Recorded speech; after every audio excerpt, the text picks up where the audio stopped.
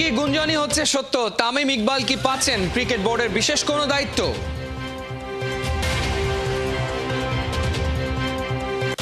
ভারত সিরিজের জন্য 16 সদস্যের বাংলাদেশ দল ঘোষণা, ঝুঁকি এড়াতে শরীফুলকে রাখেননি নির্বাচকরা। পাকিস্তানের বিপক্ষে টেস্ট সিরিজ জয়ে টাইগারদের সংবর্ধনা, ঐতিহাসিক অর্জন বললেন প্রধান উপদেষ্টা। কাউন্টি ক্রিকেটে সাকিবের বাজিমাত, ম্যাচে 9 উইকেট নিয়ে সমারসেটকে করলেন কুপকাত।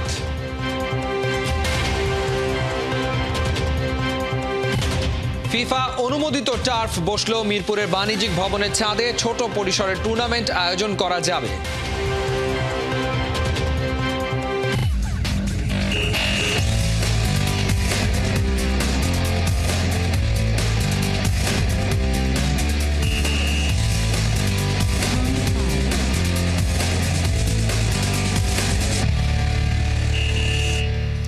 স্বাগত খেলাযোগে, আপনাদের সাথে আছি আমি ফাইম রহমান।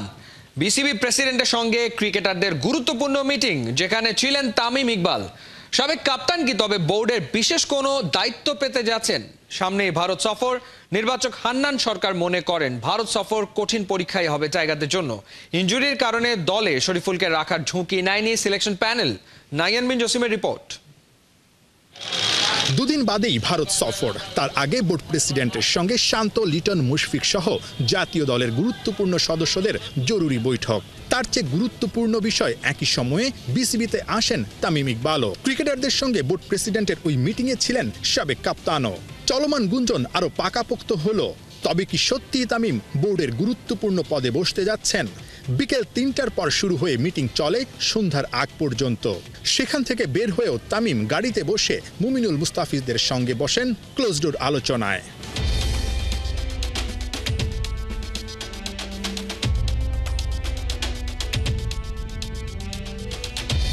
তার আগে দুপুর 12:30টায় দলবল বেঁধে এভাবেই প্রধান উপদেষ্টার ডাকে তার কার্যালয়ে যান টেস্ট দলের ক্রিকেটাররা। ঐতিহাসিক ট্রফি হাতে কখনো মেসির ছায়া, কখনো যেন শান্ত হ্যামিলনের বাঁশিওয়ালা। পাকিস্তানকে হোয়াইট ওয়াশের উন্মাদনা যেন কমছেই না। যত দিন যায় ততই যেন বাড়ছে স্বর্ণালী ট্রফিটার উজ্জ্বলতা। বাংলার ক্রিকেট ইতিহাসের সেরা সাফল্যের স্মারক। বোর্ড প্রেসিডেন্ট সহ পুরো দলবল নিয়ে প্রধান উপদেষ্টা ডক্টর মোহাম্মদ ইউনুসের আমন্ত্রণে তার কার্যালয়ে। বাসে ওঠা ক্রিকেটারদের সবাই ছিলেন পাকিস্তান সফরে, তবে একজন বাদে সবাই যাচ্ছেন আসন্ন ভারত সফরে। শরীফুল আউট, জাকের আলী অনিক নতুন মুখ। শরীফুল আসলে 100% ফিট বলা যাবে না, কারণ আপনারা জানেন যে সেকেন্ড টেস্টেই ও আনফিট ছিল, যার কারণে প্রায় সিলেকশন প্রসেসে ছিল না বেস্ট 11-এ পাকিস্তানে। তারপরে যেটা হয়েছে সেই প্রসেসেই তাকে ফলো আপের মধ্যে রাখা হয়েছে। ফিজিও ট্রেনাররা তাকে লুক আফটার করতেছেন। সে 100% ফিট বলবো না টেস্টের জন্য, কারণ টেস্টে আপনি জানেন যে 15-20 ওভার বোলিং করতে দরকার হতে পারে। সামনে আমাদের টি20 খেলাও রয়েছে, সো সেটাও আমাদের ইম্পর্টেন্ট প্লেয়ার শরীফুল হোয়াইট বলের জন্য। বার্তাটা আগেই পেয়েছিলেন জাকের। পাকিস্তানে এ দলের হয়ে 172 রানের লম্বা ইনিংস খেলে নজর কেড়েছিলেন নির্বাচকদের। ক্যারিয়ারের শুরুতেই শক্তিশালী ভারতের মুখোমুখি হতে হবে। বড় ভাই মুশফিকুর রহিমের কাছ থেকে জাকেরকে টিপস নিতে দেখা গেছে প্র্যাকটিসে। ভারতের কন্ডিশনের সুযোগ পেলে ওদের স্পিন পেস দুই ডিপার্টমেন্ট সামলানোই যে কঠিন চ্যালেঞ্জ হবে। জাকের আলী অনিকের যে বিষয়টা আপনারা দেখবেন যে আমরা একটা জিনিস মাথায় রেখেছিলাম, কন্ডিশন এবং অপোনেন্ট। সেই জায়গা থেকে পাকিস্তানে আমরা 5 জন সিমার নিয়ে গিয়েছিলাম। এখানে আমরা সিমারের সংখ্যাটা কমিয়ে 4 জনে এনেছি এবং একজন ব্যাটসম্যানের সংখ্যা বাড়িয়েছি, মিডল অর্ডার স্পেশালিস্ট। আমাদের টিম কম্বিনেশন আমাদের মনে হয়েছে যে মিডল অর্ডার একটা অপশন বানানো আমাদের দরকার, যেহেতু কন্ডিশন এবং আমরা বললাম অপোনেন্ট, সেই জায়গা থেকে আমরা মিডল অর্ডার অপশনটা বাড়িয়েছি। পাকিস্তানকে হারিয়ে পুরো দল আত্মবিশ্বাসী। ঠিক তেমনি টাইগারদের নিয়ে ভক্তদের প্রত্যাশাও আকাশচুম্বী। পাকিস্তানের পর ভারতকেও কি চমকে দিতে পারবে টিম বাংলাদেশ? যথেষ্ট চ্যালেঞ্জিং হবে, কারণ আপনি আসলে পাকিস্তানে আমরা যদি দলটা দেখি যারা খেলেছে তাদের থেকে আমরা এক্সপিরিয়েন্স কিন্তু বেশ এগিয়েছিলাম। মানে ম্যাচ সংখ্যা যদি দেখি, প্লেয়ার কোয়ালিটি দেখি, তারা কিন্তু বেশ কিছু নতুন প্লেয়ার ছিল। বোলিং লাইন আপটাও যদি দেখি আমরা, তাদের কিন্তু ইন্ডিয়ার সঙ্গে কম্পেয়ার করলে আমি বলবো না যে তাদের সমমানের, বাট তারা রেডি হচ্ছে। সেখানে ইন্ডিয়ান যারা আমরা স্কোয়াডটা যেতে দেখেছি যথেষ্ট এক্সপিরিয়েন্স দল, মানে ওদের সব প্লেয়াররাই রয়েছে যারা টেস্ট খেলে। তো সেই জায়গা থেকে চ্যালেঞ্জটা কিন্তু ডিফারেন্ট থাকবে, সেটা অবশ্যই স্বীকার করতে হবে। আর ইন্ডিয়া ওয়ার্ল্ডের 1 নম্বর দল এখন। সো সেই জায়গা থেকে চ্যালেঞ্জটা তো ডিফারেন্ট হবেই। আর যেহেতু স্টাবলিশ দল নিয়ে খেলছে, চ্যালেঞ্জ থাকবে, বাট আমরাও কিন্তু এখন টেস্টে যথেষ্ট ব্যালেন্স একটা দল আমি বলছি, এবং এক্সপিরিয়েন্স দল। সেই জায়গা থেকে আমরা একটা ভালো পজিটিভ মোটিভেশন নিয়ে খেলতে যাচ্ছি। সো আশা করছি যে সেই চ্যালেঞ্জটা আমরা সুন্দরভাবে হ্যান্ডেল করব। পাকিস্তানে একটা দল হয়ে খেলেছে টাইগাররা। বোলিং দিয়ে পুষিয়ে দিলেও ব্যাটিংয়ে সাকিবের ফর্ম মিস করেছে শান্তর দল। ব্যাটসম্যান সাকিবকে নিয়ে তাই কিছুটা দুশ্চিন্তায় দলের নির্বাচক। সাকিবের ব্যাটিংটা আসলে ছন্দে নেই, এটা আমি যেটা একটু আগে বললাম যে ফর্মটা খুব ইম্পর্ট্যান্ট। সাকিব ফর্মে নেই। আবার টেস্ট ক্রিকেট একটা বিষয় কি, ফর্মে ফেরার সময়টা থাকে। এই 2-4-5 ইনিংস দেখে কিন্তু সাকিবকে কেউ রেট করে না, সো আমরাও রেট করতে চাই না। সাকিব একজন অলরাউন্ডার এবং ব্যাটসম্যান হিসেবে ওই পজিশনের প্লেয়ার। জাস্ট একটা ইনিংসের ব্যাপার, সেটা করে ফেলতে পারলে, সময় নিয়ে যদি করে ফেলতে পারে, আমার মনে হয় যে সে তার ফর্মে ফিরে আসাটা সময়ের ব্যাপার। টেস্ট সিরিজের পরই ভারতের সঙ্গে টাইগারদের 3 ম্যাচের টি-20 সিরিজ। প্রেস কনফারেন্স শেষ করে ফিরে যাবার সময় টি-20 দলের প্র্যাকটিসে পারভেজ ইমন, শামীম পাটোয়ারিদের খোঁজ খবর নিতে দেখা গেছে নির্বাচক হান্নান সরকারকে। তবে কি ভারতের বিপক্ষে টি-20 সিরিজে চমক দেখা যাবে? নাহিয়ান বিন জসিম, 71। ভারতের বিপক্ষে 2 টেস্টকে সামনে রেখে 16 সদস্যের টেস্ট স্কোয়াড ঘোষণা করেছে বিসিবি। দলে আনা হয়েছে এক পরিবর্তন। ইনজুরিতে ছিটকে গেছেন শরীফুল ইসলাম, তার জায়গায় দলে ঢুকেছেন উইকেটকিপার ব্যাটার জাকের আলী অনিক। 15 সেপ্টেম্বর চেন্নাইয়ে টিমের সাথে যোগ দেবেন সাকিব আল হাসান। বিস্তারিত পার্থ বণিকের রিপোর্টে। আপনারা জানেন ইন্ডিয়া বড় একটা দল এবং আমাদের বলটাও চেঞ্জ হচ্ছে। কোকাকোলা বলে নতুন বলটা একটু ডিফিকাল্ট, পুরাতন বলটা খেলাটা ইজি, বাট এসজি বলে নতুন বলটা একটু ইজি, পুরাতন বলটা খেলাটা ডিফিকাল্ট। এই তো সেদিন এসজি বল নিয়ে সতর্কতার কথা বলছিলেন লিটন দাস। ভারতের মাটিতে ভারতের চেয়েও যা টাইগারদের বড় চ্যালেঞ্জ। অবশ্য চেন্নাই আর কানপুরে এই এসজি বলে একজন হতে পারতেন ইম্প্যাক্টফুল, তার নাম শরীফুল। অথচ তাকে ছাড়াই কিনা ভারতের বিপক্ষে টেস্ট স্কোয়াড ঘোষণা করলো বিসিবি। না, এখানে বোর্ডের ব্যর্থতা কিংবা সিলেকশন প্যানেল নিয়ে মন গড়া কথার সুযোগ নেই। ইনজুরিতে থাকায় বাধ্য হয়েই শরীফুলকে রেখে ভারত যেতে হচ্ছে টাইগারদের। প্লেনে ওঠার 3 দিন আগে ঘোষিত 16 সদস্যের টেস্ট স্কোয়াড বলা যায় পাকিস্তান সিরিজের কার্বন কপি। চেঞ্জ বলতে ওই একটাই, শরীফুল আউট, জাকের আলী ইন। কিন্তু পেসারের পরিবর্তে ব্যাটার, এটা কোন যুক্তিতে? উত্তর হলো চেন্নাই আর কানপুর দুটা ভেন্যুই স্পিন ফ্রেন্ডলি। আর এই উইকেটে সবশেষ 2021-এ ভারত, ইংল্যান্ড, নিউজিল্যান্ড প্রত্যেকটা দলই একাদশে 2 জন পেসার খেলিয়েছে। তাই বাংলাদেশও পেস ইউনিট বড় না করে ব্যাটার জাকের আলীকেই বেছে নিয়েছে। টি-20-তে বাংলাদেশের জার্সি গায়ে জড়ালেও ওয়ানডে আর টেস্টে জাকের আলী এখনো অভিষেকের অপেক্ষায়।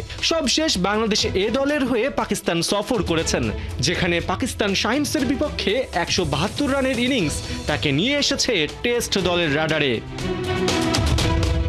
এদিকে এ দলের হয়ে পাকিস্তান সফরের শুরুতেই ইনজুরিতে পড়েছিলেন মাহমুদুল হাসান জয়, যার জন্য জাতীয় দলের হয়ে 2 টেস্টও মিস করেন। সেই জয় এখন চোট কাটিয়ে পুরো ফিট। টাইগার টপ অর্ডারে সাদমান, জাকির, শান্ত, মুমিনুলের সাথে তাই তিনিও আছেন। ধারণা করা হচ্ছে ভারতের বিপক্ষে ওপেনিংয়ে ফিরছেন এই ডানহাতি। মিডল অর্ডারে আছেন পাকিস্তান সফরের 3 সেঞ্চুরিয়ান মুশফিকুর রহিম, লিটন দাস ও জাকের আলী অনিক। অলরাউন্ডার হিসেবে অটো চয়েস সাকিব আল হাসান ও মেহেদী হাসান মিরাজ। সারের হয়ে কাউন্টিতে রীতিমতো ঝড় তুলেছেন সাকিব। অন্যদিকে মিরাজ তো পাকিস্তানের বিপক্ষে man of the series. Shakib মিরাজকে দিয়ে পাকিস্তান সিরিজ চালানো গেলেও ভারতে সেটা সম্ভব নয়। এজন্য একাদশে দরকার হবে বাড়তি স্পিনার। সেজন্য টাইগার স্কোয়াডে আছেন তাইজুল ইসলাম ও নাইম হাসান।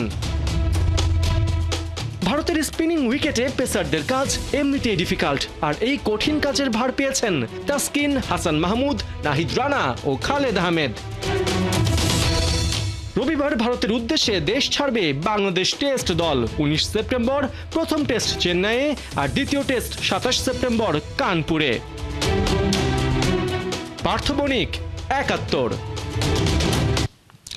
পাকিস্তানের বিপক্ষে টেস্ট সিরিজ জয় টাইগারদের সংবর্ধনা দিয়েছেন অন্তর্বর্তী সরকারের প্রধান উপদেষ্টা ডক্টর মোহাম্মদ ইউনূস। বৃহস্পতিবার তার তেজগাঁও কার্যালয়ে যান 15 ক্রিকেটার সহ 19 জনের একটি দল। পাকিস্তানের বিপক্ষে টেস্ট সিরিজ জয়কে ঐতিহাসিক বলে উল্লেখ করেন প্রধান উপদেষ্টা। মাহমুদুল হাসান সজীবের রিপোর্ট। ছবি কথা বলে, সাফল্য টেনে নেয় কাছে। পাকিস্তান সিরিজ জয়ের অন্যতম নায়ক মিস্টার ডিপেন্ডেবলকে বুকে টেনে নিলেন অন্তর্বর্তীকালীন সরকারের প্রধান উপদেষ্টা ডক্টর মোহাম্মদ ইউনূস। এ যেন পুরো বাংলাদেশেরই বর্তমান চিত্র।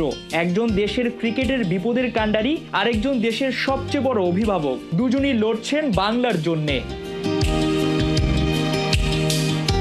কেবল মুশফিককে নয়, এদিন প্রধান উপদেষ্টা কাছে টেনে নেন পাক বধের আরেক কারিগর মেহেদী হাসান মিরাজকেও। বৃহস্পতিবার প্রধান উপদেষ্টার তেজগাঁও কার্যালয়ে যান 15 ক্রিকেটার সহ 19 জনের একটি দল। সেখানে খোশ মেজাজে সময় কাটে টাইগারদের। চনমনে শান্ত লিটনদের সাথে কুশল বিনিময় করেন ডক্টর ইউনূস। দেশের ক্রান্তি লগ্নে ক্রিকেটারদের চাঙ্গা রাখতেই যেন প্রধান উপদেষ্টার এমন চেষ্টা। পাকিস্তানের বিপক্ষে ঐতিহাসিক সিরিজ জয়ের পরপরই ক্রিকেটারদের ফোনে শুভেচ্ছা জানান ডক্টর ইউনূস। এরপর আমন্ত্রণ জানান তার সাথে সাক্ষাতের। তারই ধারাবাহিকতায় পাক সিরিজ জয়ের আনন্দ ভাগাভাগি ও ক্রিকেটের বিভিন্ন ইস্যু নিয়ে আলাপ করতেই তার কার্যালয়ে যান ক্রিকেটার ও বিসিবির কর্তারা। ভারত সফরের আগে যা বাংলাদেশের জন্য সবচেয়ে বড় অনুপ্রেরণা, নতুন বাংলাদেশ গর্জে উঠবে আপন মহিমায়, সেই বার্তাটাই যেন ক্রিকেটারদের দিলেন প্রধান উপদেষ্টা।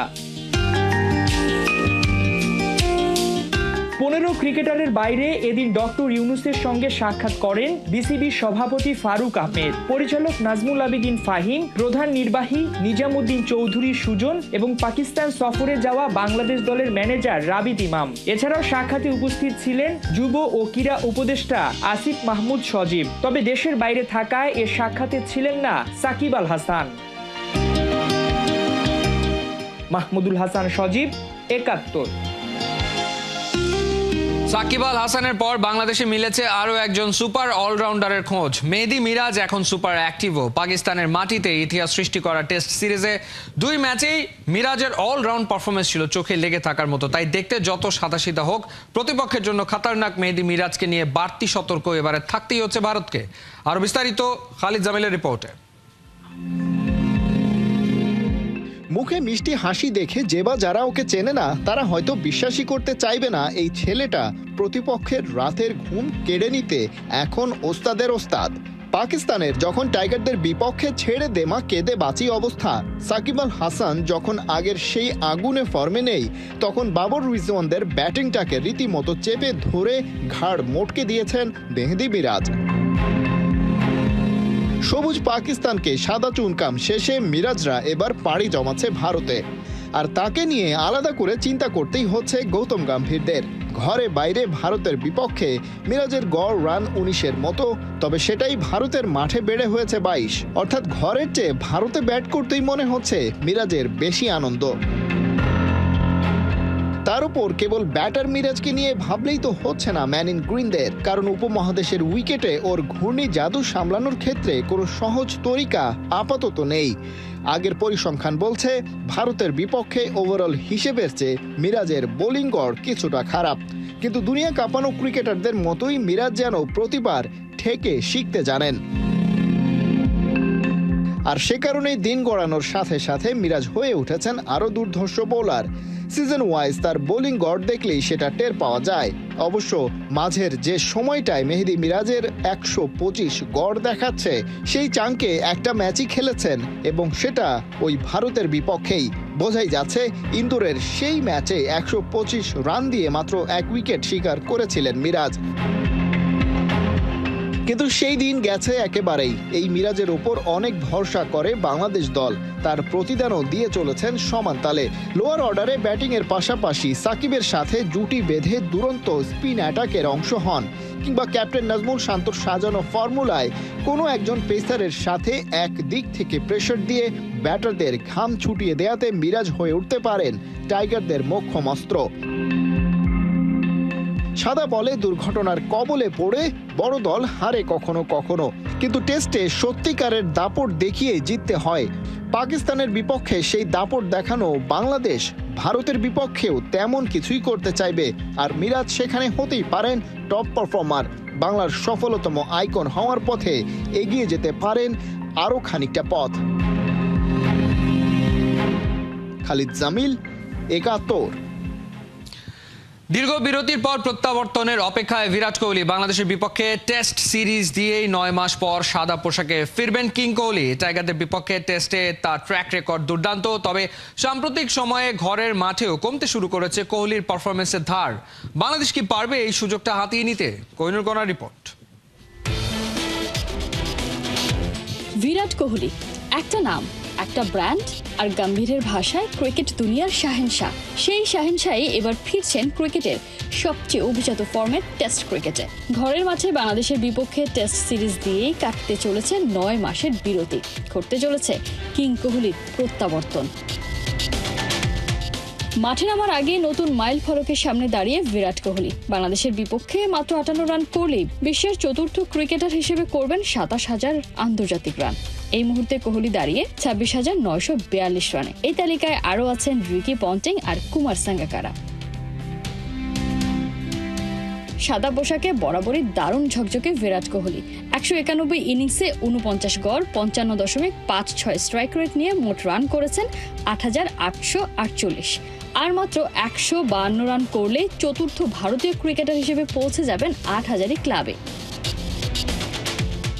বাংলাদেশের বিপক্ষেও টেস্টে কিং কোহলির পারফরমেন্স বেশ খাসা। এখনো পর্যন্ত 9 ইনিংসে ব্যাট করে তুলেছেন 437 রান, গড় 54.63, স্ট্রাইক রেট 69.04। 2017 সালে বাংলাদেশের বিপক্ষেই করেছিলেন ডাবল সেঞ্চুরি। ঘরের মাঠে কোহলি দুর্দান্ত, তবে 2021 সালের পর থেকে পারফরমেন্সের গ্রাফ পড়ন্ত, যেখানে তার গড় দাঁড়িয়েছে 34.47, স্ট্রাইক রেট 50-এরও নিচে। চিন্তার কারণ আছে আরও। স্পিনের বিপক্ষে সাম্প্রতিক সময়ে ভারতীয় সুপারস্টারের দুর্বলতা বাড়ছে ক্রমে। 2021 থেকে 2024 সাল পর্যন্ত 30 ইনিংসে 20 বারই কোহলি আউট হয়েছেন স্পিন বোলিংয়ে, আর এই ইনিংসগুলোতে তার গড় 32.6। বাংলাদেশের বিপক্ষে টেস্ট সিরিজে বিরাটের সামনে বিরাট সব কীর্তি গড়ার সুযোগ, তবে তার লুপহোলস নিয়ে হোমওয়ার্ক শুরু করে দিয়েছে টিম টাইগার্স।